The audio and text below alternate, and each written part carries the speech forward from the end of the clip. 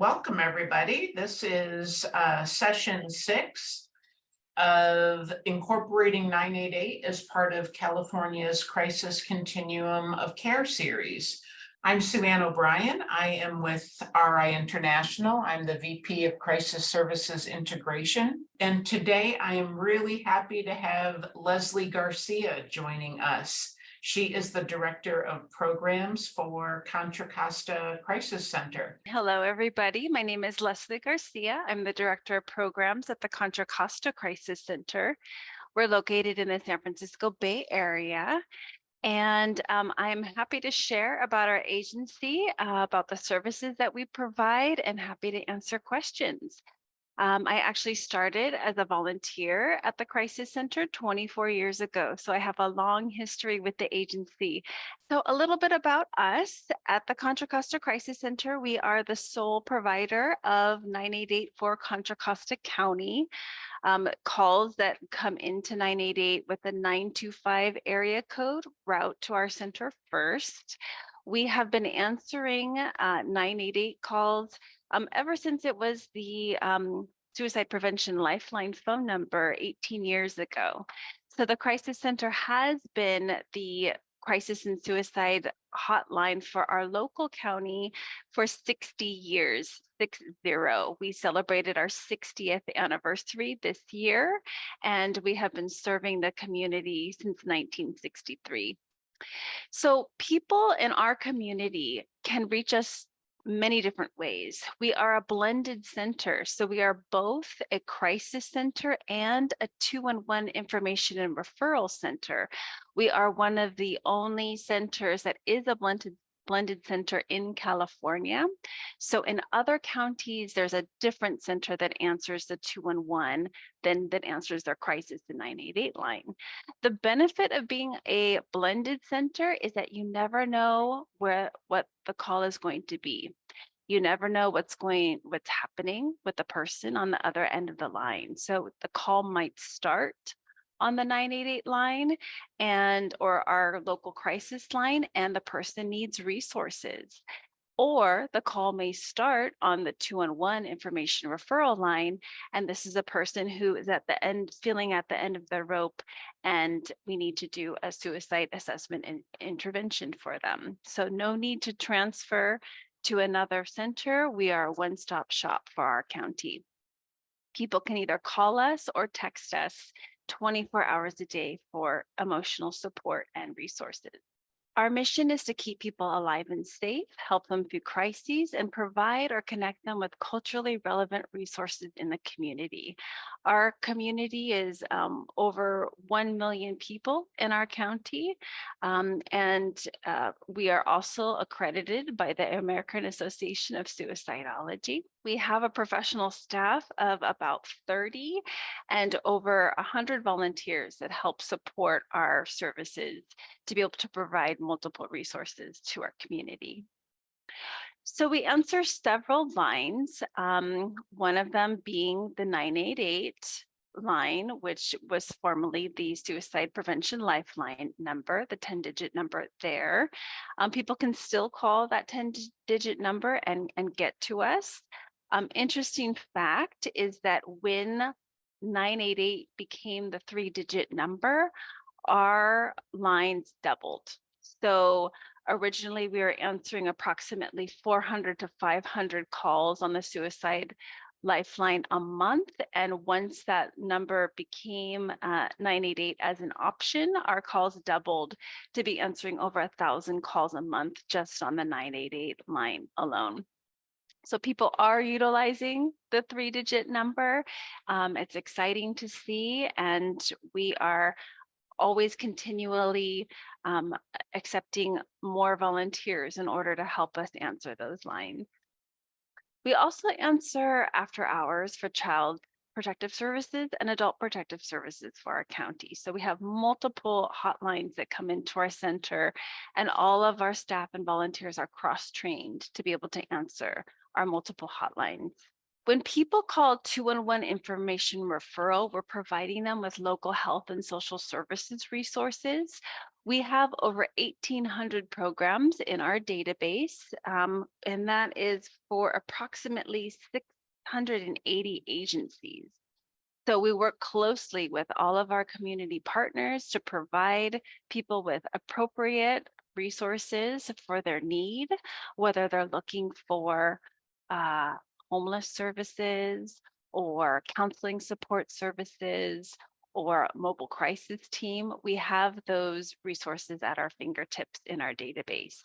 That database is also available to the public. People can go to 211cc.org and access our database. That database is updated on a daily basis. It's updated as programs and resources are changed. Addresses change, phone numbers change, programs and services change all the time. And we have a staff that keeps those resources up to date. We also provide information in time of community disaster. Most recently was COVID. We are the one-stop shop for our county residents to be able to call us for information for the latest. We've also helped in times of fires or mudslides.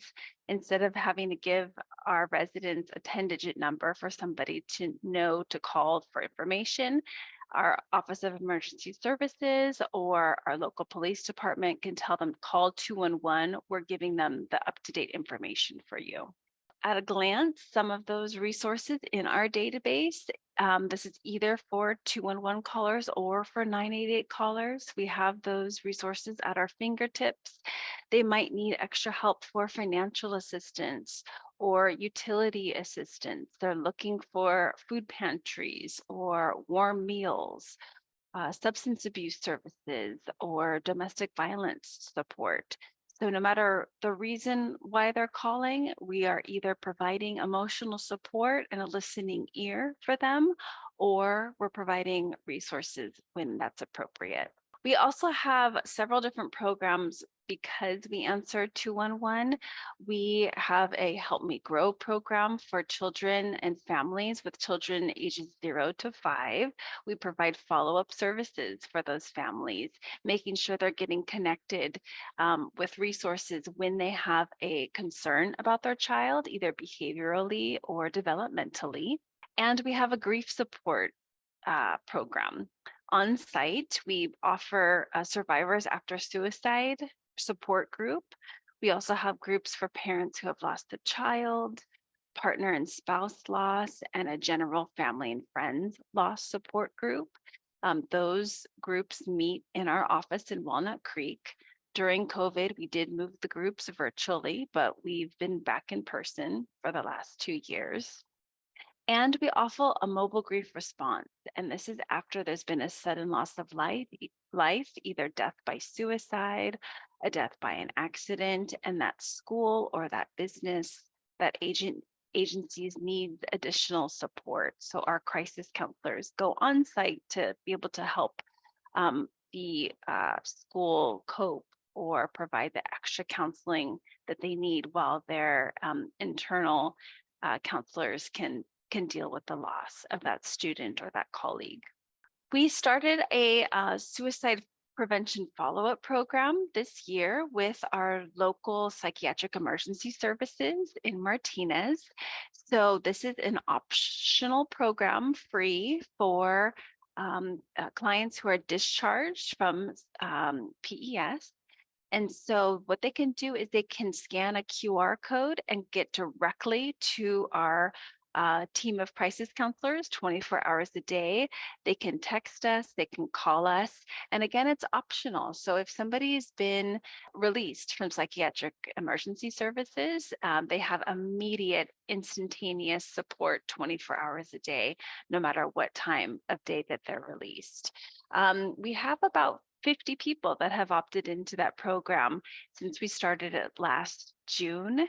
So it's exciting to see that people are interested in that following up, just to make sure that they're connected with community resources and services once they're released from the hospital.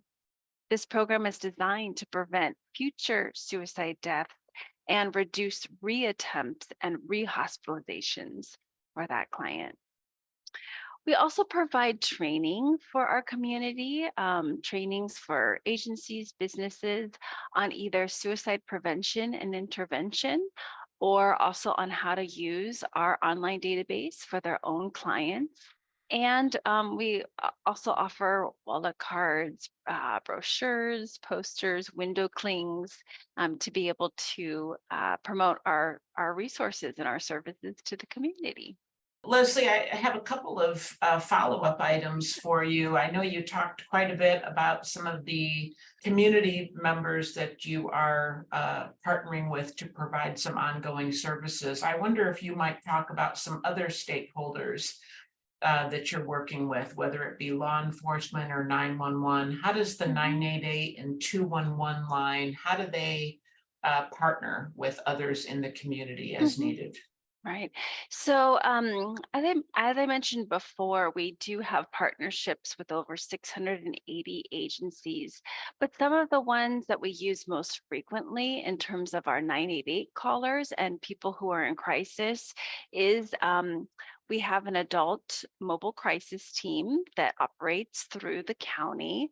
We also have a youth mobile crisis team that operates through Seneca Family of Agencies. We work closely with agencies that we can refer to for individual counseling and the individual counseling support resources.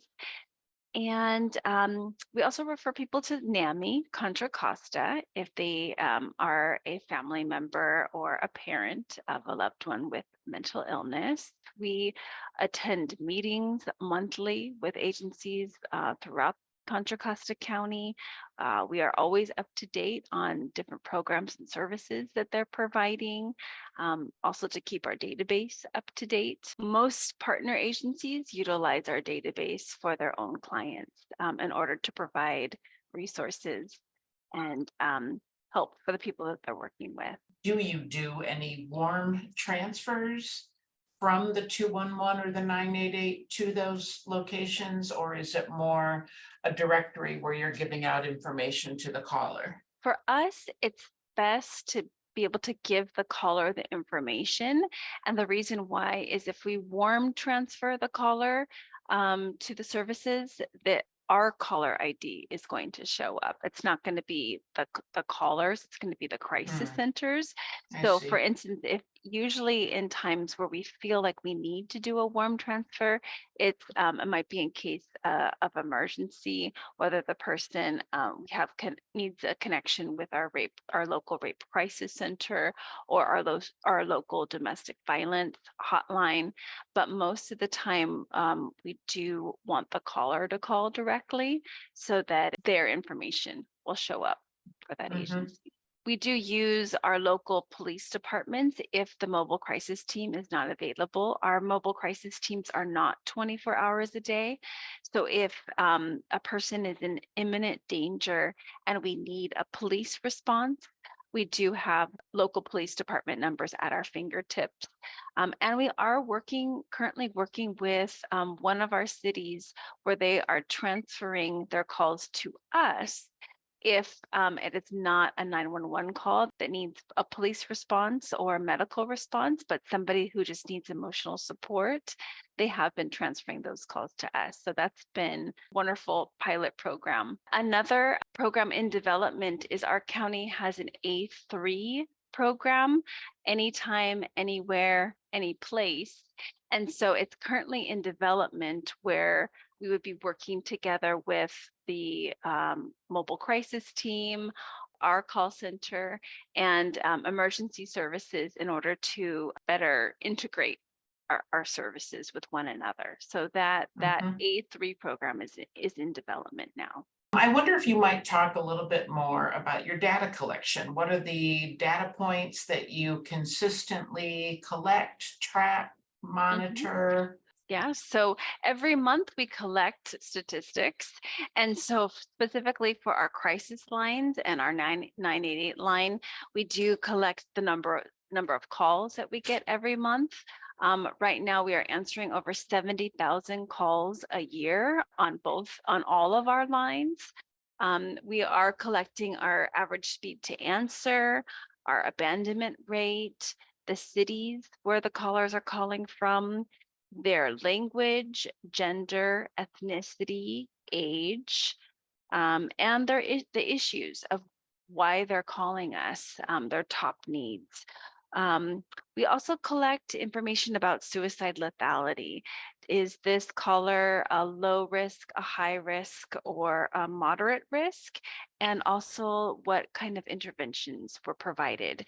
Were we able to reduce that caller's distress? Did we need to initiate a rescue with our mobile crisis response team or our local police department? And did we create a safety plan with that caller? We also have statistics on our follow-up, how many people we have reached out to follow up after consent. If it's a moderate or a high risk call, we offer follow-up. And of those follow-up calls, how many people we connected with.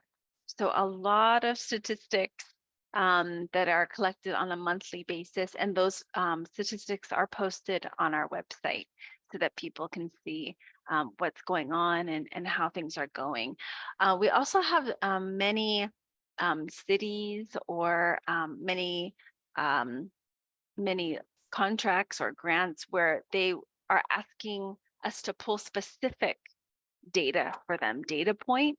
And that's been such a great relationship and great partnership. So at any time, a partner agency can call us and say, you know, we were wondering for the city of Antioch, how many calls did you get regarding housing needs, and did they identify their age?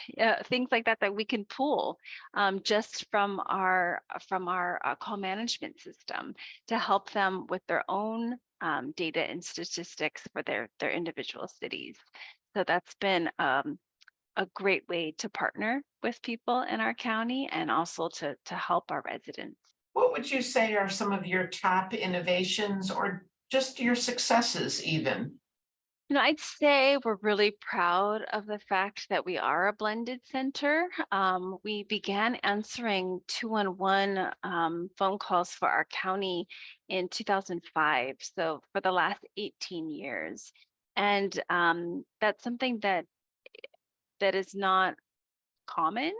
But for us, it's definitely been successful. As I've said before, you never know what that call is going to lead, or how the caller is feeling, or what they Mhm. need. And so this way, we are able to provide any and all services for them. We do utilize volunteers, and some centers do not. We have found that it's extremely successful to utilize volunteers, and most of those volunteers are people with either lived experience or a person who has lost somebody to a suicide death, or has a family member or friend who has had thoughts of suicide or suicide attempts. And so it's very close to their heart. So we have volunteers that have been with us for 10, 20, 30 years because the agency is so near and dear to them. I myself started as a volunteer 24 years ago because of a loss of suicide by a family member. And once you become part of the crisis center family, you are always part of the family. So we have success in people being longtime volunteers and longtime staff as well. Very low turnover rate in terms of our staff. That's really wonderful in terms of continuity for callers and also your culture at the call center. What would you say is your biggest challenge still, either since the advent of 988 or since the COVID pandemic? You know, honestly, our biggest challenge would be wanting to be able to answer all the lines that come in. So our goal is to make sure that nobody hangs up before we are able to get to them, to reach them. So honestly, it's the more staff and the more volunteers we have to answer the lines, that those calls are going to be answered. We pride ourselves in the fact that our average speed to answer is less than 30 seconds for our crisis lines and our 2-in-1 phone lines, but that does vary depending on the time of the day and the day of the week, just because if people are calling all at the same time, 12 o'clock lunchtime on a weekday, we get slammed. So, even with 6 people in the room answering those calls, it's going to extend the wait time for people on hold. And that always causes anxiety because you never know, is this person at imminent risk for suicide? And the longer they wait, are they going to hang up before we have a chance to answer? So I would say that's definitely our biggest challenge. And I have to say, in regarding COVID, we actually flourished. And what happened for us in particular, our phone system was already set up. All of our platforms were already web-based. We had just never utilized them in that way. Then when COVID hit and we had to leave the office and try our systems remotely, it worked without a hitch. We were able to seamlessly continue to answer those lines, whether we were physically in the office or whether we were at home. What we found out for our center in particular is that our team, our culture, we wanted to be together. And because for us, answering those lines can be extremely triggering or emotionally draining, we needed the physical support of one another be able to get through the day. And so as soon as it was safe enough to come back to the office, we sent out, it's optional. If you are ready and feel safe enough to come back to the office. Everybody came back. But I think that we are unique in our culture of a closeness, almost like a family. So in times of need, you want to be with people. And so because that's what we do, we are helping people day in and day out. I think that's what has helped to retain the staff and the volunteers for such a long time, because we need to be together. So we found that we are back in the office, and that's where people prefer to be because of the nature of our calls and wanting to physically be there to support our team when they need it. And thanks again to Leslie and her team for all the great work you're doing. Take care, everybody.